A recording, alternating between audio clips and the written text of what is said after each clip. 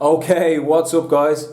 Palfish Paul, aka Palfish Pablo, aka Irish Paul, aka the best, here with a new Palfish / general online ESL teaching video.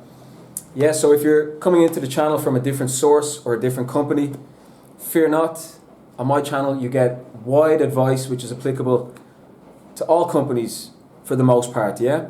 Especially for this video, which in fact is barely applicable to the Palfish Kids course. Before I go on, I'd like to give a quick shout out to my identical twin brother, Paul Morrissey. You can subscribe to his channel, linked below with my channel. He's doing great work and we support each other, yeah? I'm a little bit more handsome though.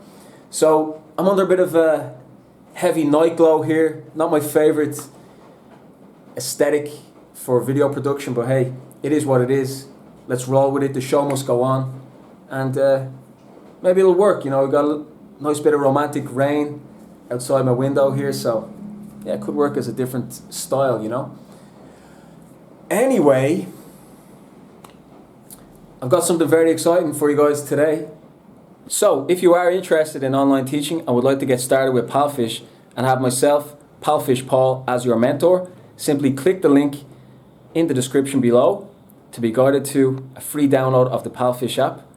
And we take it from there and we get you prepared for your interview, which you'll pass in flying colours with my help. And then you get to become an online teacher from anywhere in the world, from the comfort of your phone. Something that will honestly reinvigorate, re-energize and downright revolutionise your online English teaching. I'm not exaggerating, or this is not any form of clickbait. I feel massively re-energized and I see how I've really learned with this job now how the use of your energy is crucial. You know, I was coming into my classes straight from the gym and drinking an espresso and burning out all my energy, like gassing out within the first few classes. I mean, it's all a bit of a blur really, the amount of classes I've been doing of late, which is why I kind of had to put the foot on the brakes, pull the handbrake and come up with a sort of tactic or a way to spare my energy, particularly for the most important asset that you have as an online teacher, your larynx, your voice box. Yeah, so, you know, when I was really on the crest of a wave, beginning with Palfish, and all of the novelty that surrounded it, I remember having this conversation with my parents back in Ireland last time, just saying like, there's no fatigue with this job, I can just do this job at any time of the day, give me the classes, because I always felt uplifted by every new student and saw how that was helping my profile build and build. Well, yeah, I no longer really see it just like that, to be honest. I've changed my tune on that and there's definitely fatigue. I've had some minor crashing into the wall burnouts over the past couple of months, just with the really early weekend mornings. And look, there's nothing to complain about with this job. It'd be a whole lot worse to be down pit, you know, in a place like Middlesbrough, say, in the 1940s. But, you know, let's not present everything as unbelievably rosy in the garden all the time. You've got to be honest as well and see that there are some downsides and elements of fatigue, which I didn't see in the beginning due to the novelty surrounding it. So I have noticed after a long day that, you know, my voice does feel a bit cracked out sometimes. It may not even sound great right now, although I do think it's pretty well recovered from a period a couple of months ago. It's never really been that bad. You know, the next morning you're well recovered, drinking lots of water, reducing your caffeine intake. I was going way overboard on the coffees. And yeah, I think the thing that really struck me, I was already thinking about this, how to spare energy, and it was when I saw Miley Cyrus on the Joe Rogan podcast that I was really struck, because the poor woman at just 27 years of age has the voice of a woman double that age, extremely gravelly and aged and haggard from overuse. Her words, not mine. I don't mean anything personal against Miley Cyrus. I think she's a wonderful recording artist.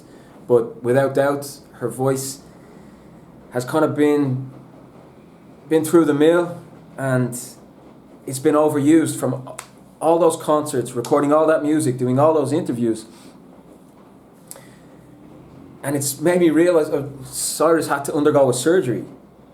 That's how bad her voice box has been damaged. And at 27 years of age, even after a surgery, it sounds kind of irreparably damaged.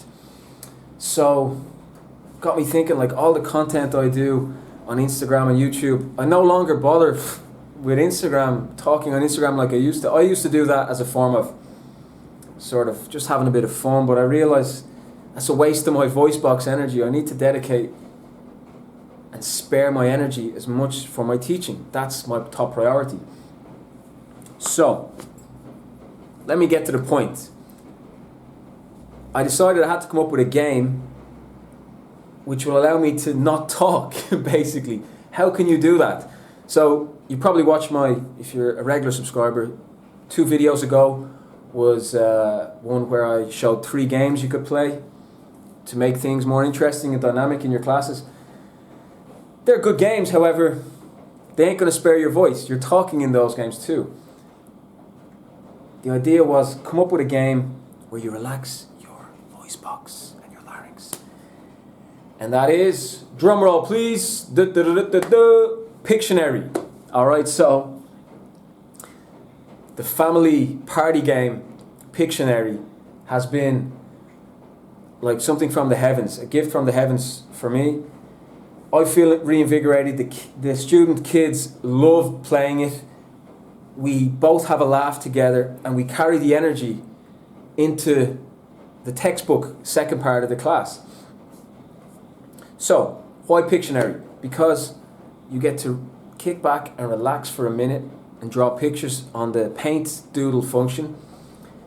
And it's educational too, alright? It's not like you're just kicking back and allowing your student to draw pictures while you just take a rest. No, you're helping them, you're asking them questions about their picture.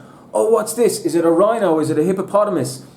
Describing the body parts, the tail, the horns, the skin, all the different features that wild animals are the things I like to draw on the paint. So I draw a rhino, an elephant, a hippo, a camel, turtle, shark. And it genuinely is good fun. Like, I've had some really good laughs at some of the bad ones I've done. Like, I can't draw a tiger. I keep making it look like a human face. But I can do a pretty good shark and turtle, and the giraffe is my specialty. So yeah, it's really fun. You draw your picture. Again, I can't stress enough, as you're drawing, you're not speaking. And I'm getting really into it. I'm actually genuinely, I've always liked drawing. As a kid, I was really good at arts. And look, my paint doodles are nothing special, but it's a fun little thing to concentrate your mind on and take your mind away from simply reading a book in these classes. So yeah, again, I want to stress that this is a genuinely really beneficial game to play for your kids' students. The parents really approve. The parents are often present in the class and they love it. I even have one mother who gets involved and draws a picture.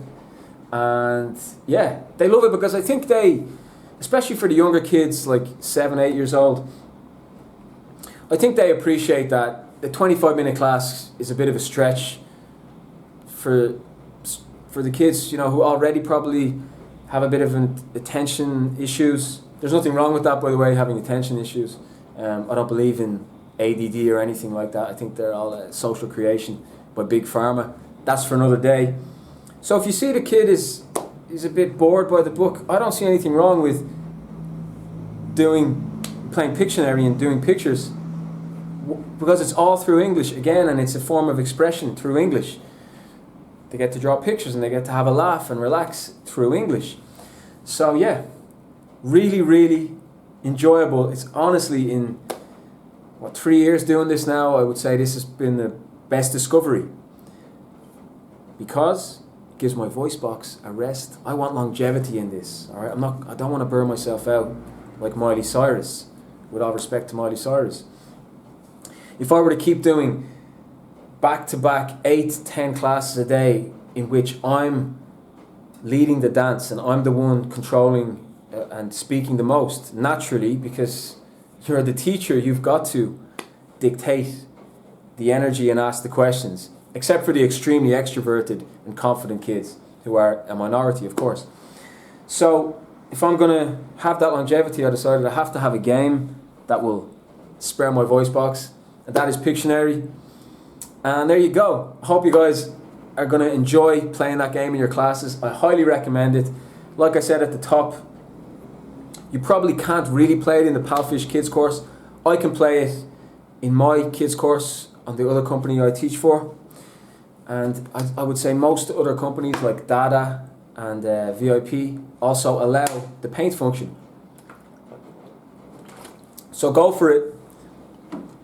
Go nuts with Pictionary and spare that voice energy, yeah? Cheers guys, hope you've enjoyed the video and you'll find Pictionary useful in your classes.